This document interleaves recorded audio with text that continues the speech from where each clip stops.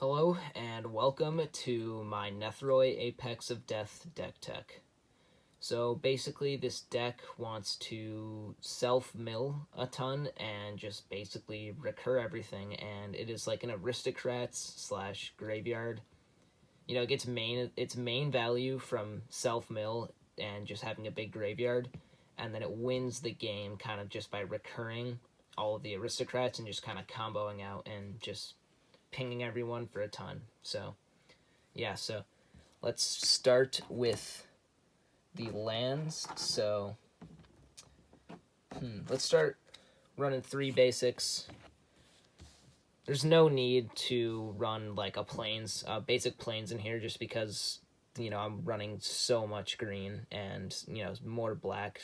White is definitely just like the least used color in this deck, but 3 basics, all we really need.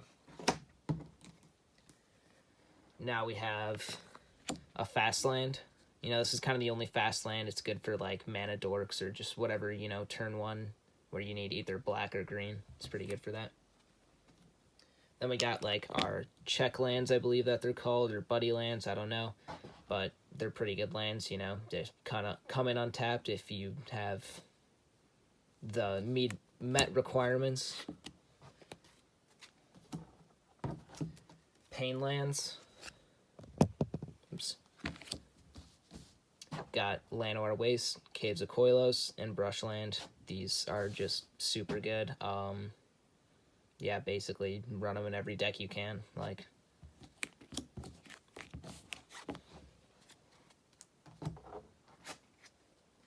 then we have our Battle Bonds slash Commander Legend lands. These lands are just insane. Basically pure duels. You usually always have 2 or more opponents. The only time this deck is probably losing if it has 1 or less opponents, because it kills the whole table at once. This isn't like a swinging. This isn't an attacking deck. Exotic Orchid, Command Tower, kind of a rainbow lands that aren't fetchable, sometimes Exotic Orchard, obviously, but yeah, super good. Then we have our Zendikar Rising flip lands. Got a Grim Climb. I'm usually always playing these sides, obviously, but Grim Climb, Branch Loft, Slither Boar, pretty good. This one's actually from Kaldheim, but yeah, pretty good.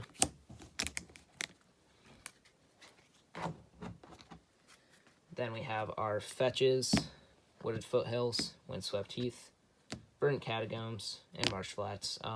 These basically are rainbow lands as well, except for Wooded Foothills, obviously, but they're all super insane, and we like to run as many as possible for reasons you'll see later in this video. Godless Shrine, or Shocklands, Godless Shrine, Temple Garden, Overgrown Tomb.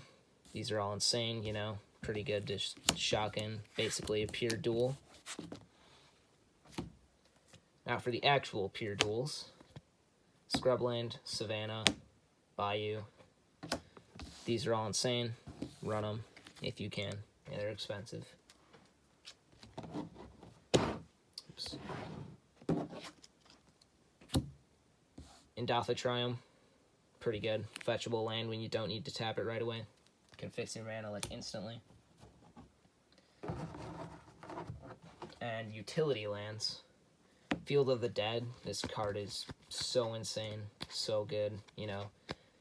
Almost every single land in this deck, except for that one basic forest, these 2 basic forests have a different name. So once you reach 7 lands, this thing's active. High Market, Phyrexian Tower. Super good. Phyrexian Tower is a busted card that should be ran in every deck that wants to run it. Glacial Chasm. This card is okay, you obviously has a downside of sacking a land as it comes in, but, prevent all damage that would be dealt to you is kind of insane. Creatures that control can't attack. As I said earlier, like, this doesn't care about attacking, so this land is pretty good just for when you're up against like a super aggressive deck or something.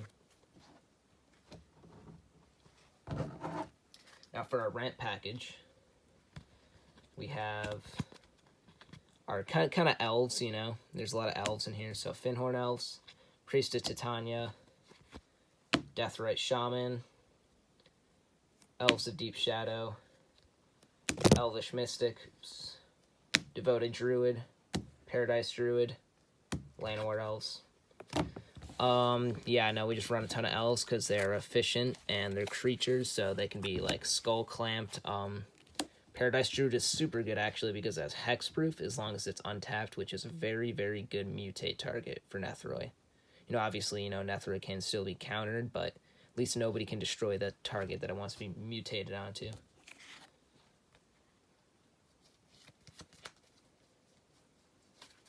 And then we have more ramp. Sylvan Caryatid, another thing, it has hexproof as well. You know, nobody can destroy it. Skull Prophet, he's a human, and Nethroi likes non-human creatures, but he's a self-miller, and that is really, really good for us. And he can be clamped, so it's just kind of too good. Birds of Paradise, great card.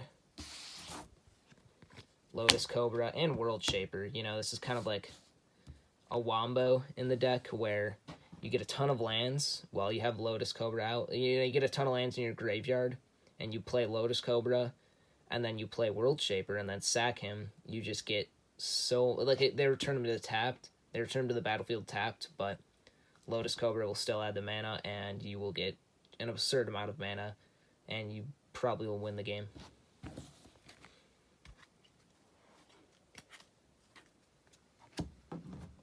Alright, and now for our humans. So I kind of want to like separate them because a lot of our humans are obviously unable to be mutated on, so I like to keep like a few amount, you know, but here are obviously the ones in my deck. Hermit Druid, insane, only 3 basics. If you activate it once, you're probably going to win the game. Sir Conrad the Grim, Zulaport Cutthroat, Pitiless Plunder, kind of like all of our aristocrat payoffs, like, you know, Death Trigger payoffs.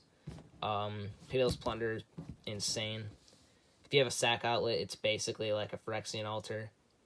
But yeah, no, Sir Conrad the Grim is also fantastic as well.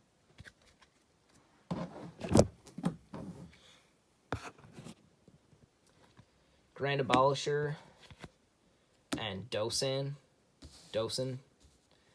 Basically, some of the best mutate enablers. Really good against like that pesky blue counterspell deck, especially Grand Abolisher.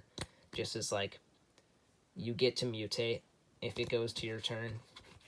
Especially with Dosan as well, but yeah, no, these are like the best mutate enablers for any mutate deck, really. You know, I don't know why. I see a lot of mutate decks that don't run Dosan, and I think they totally should because it is, you know, especially with Nethroi where you're paying 7 mana, of course you want to hit that mutate, you know. But yeah, these cards are insane. Then our last couple humans, Golgari Thug, pretty good good Dredger. Yawgmoth, insane. Yeah, sack a creature, draw a card, put a -1/-1 counter. You can also discard a card. He's just kind of like his own machine. He's so good. And Eternal Witness. I know it's in a different language, but she's a human, and Eternal Witness is insane. Such a good card. Having a regrowth on a body is significantly better. And for non-humans, Archon of Justice. It's kind of like basically our only way of direct removal in this deck. I know I could be playing Ashen Rider, but I like Archon. I like it to be castable. In 8 mana for Ashen Rider is it's not good at all. You don't want to be paying 8 mana. But at, you know, Archon of Justice, you just need it to die and it's 5 mana, and you usually have a sack outlet on board or a way to kill it.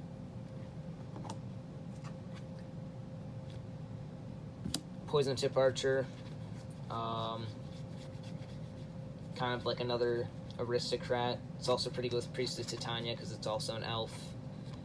Cruel Celebrant as well, like another aristocrat. This is kind of, you know, like Blood Artist, like, hold on, let's get the real Blood Artist here. Also a non-human. You know, these cards are just insane. So good.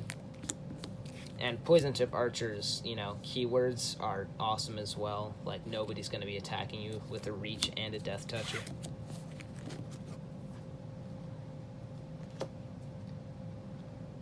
Luminous Broodmoth and Macassian Hollowed.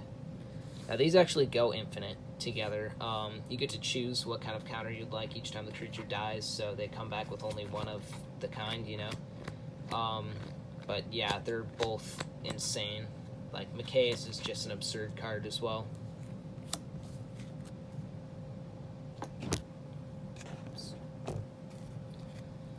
Scareseer. Carrion Feeder. Also, just great sack outlets. 1 mana for a sack outlet. That's all you need. Satyr Wayfinder. Pretty good self-mill. Same with Stinkweed Imp. I just really like Stinkweed Imp as well. It's kind of just like Death Touch, basically, and it's a flyer, so nobody wants to attack you. Nyx Weaver, Stitcher Supplier, you know, also awesome cards, great for self-mill. I really like Stitcher Supplier. It's kind of just like 1 mana, mill 6, basically, and it's on the body of a creature. If you have a sack outlet, it's mill 6, you know, but you usually do.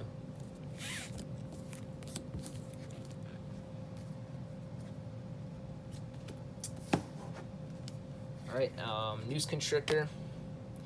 It's kind of just like, you don't need many discard outlets, but this is just kind of nice if you don't want to like pay the mana cost on Stinkweed Imp or another Dredge card. It's pretty good.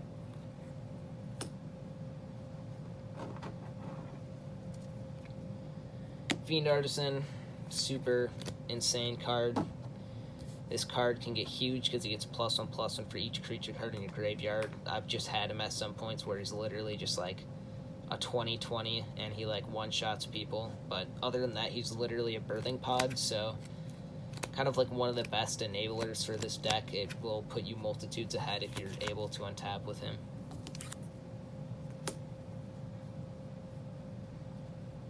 Let's see. Mind Slicer, kind of like another mutate enabler, except he makes everyone miserable by making them discard their hands. And like, this deck doesn't care about discarding because it usually wants just cards in the graveyard because it's mainly a creature-based deck that can get brought back with Nethroi. But yeah, fun magic. Shalai, another mutate enabler, gives your whole team hexproof. Super good. And you hexproof, you know. Pretty solid. Luris, another busted card from Ikoria. Yeah, I know this card is super good. Permanent with 2 CMC or less is kind of like 70% of this deck, I would say, so Luris is insane. Yahenni, another great sack outlet and mutate target, you know, he can make himself indestructible. He also can get huge, and yeah, just awesome card. Corpse Connoisseur puts your best creature in the graveyard, or just whichever one you want. You can unearth him, which is also awesome.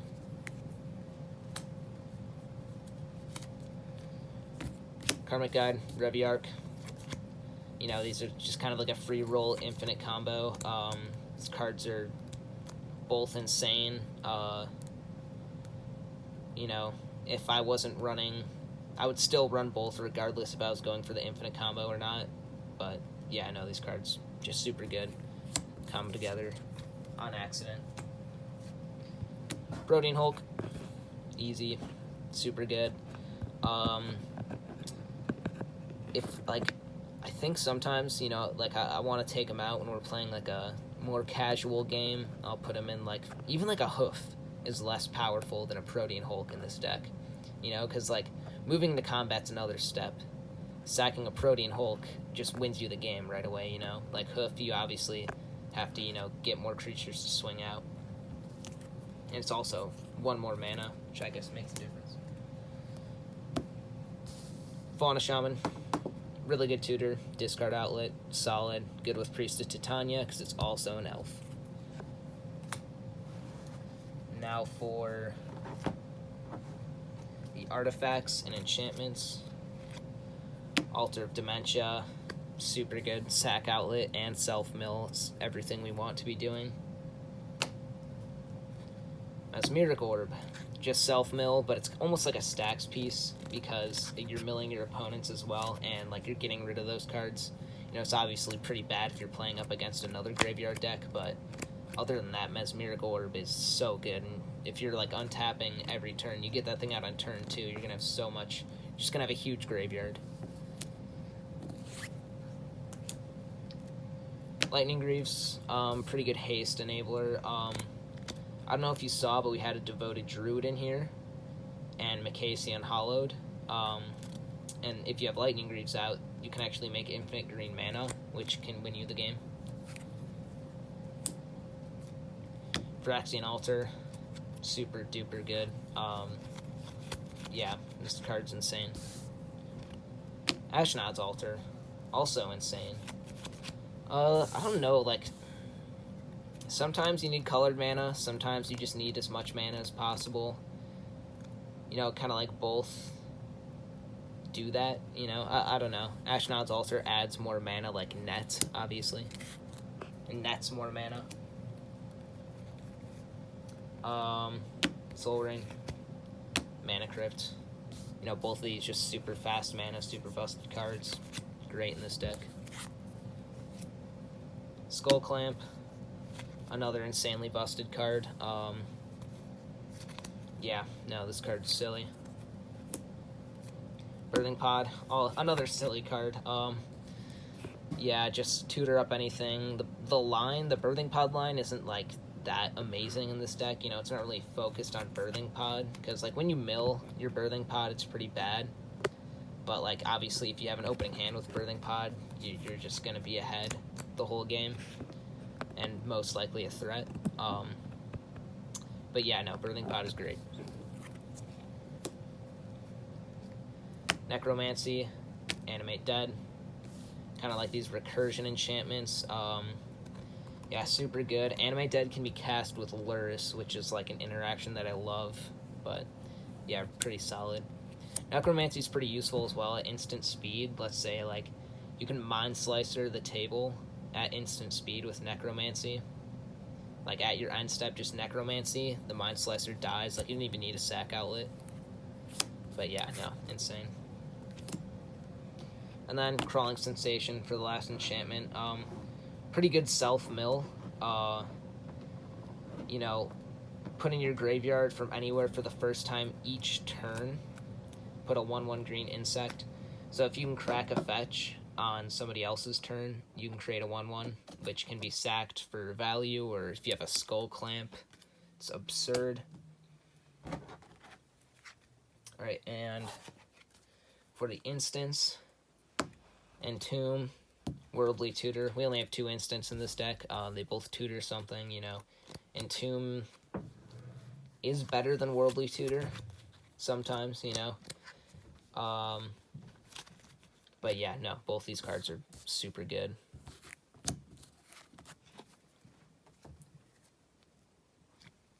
Savine's Reclamation, Dread Return, and Unburial Rites. Kind of like, basically with all of my recursion spells I want in this deck are either a creature or they can be cast from the graveyard. So basically, all of these you can cast from the graveyard. You know, Savine's Reclamation is an excellent card. This card is, I feel like, criminally underplayed, so I don't know. But yeah, all of these are pretty solid. Life from the Loam, super duper good. Get your lands back. Dredge 3, it's kind of just like an engine, you know, super good. Buried Alive.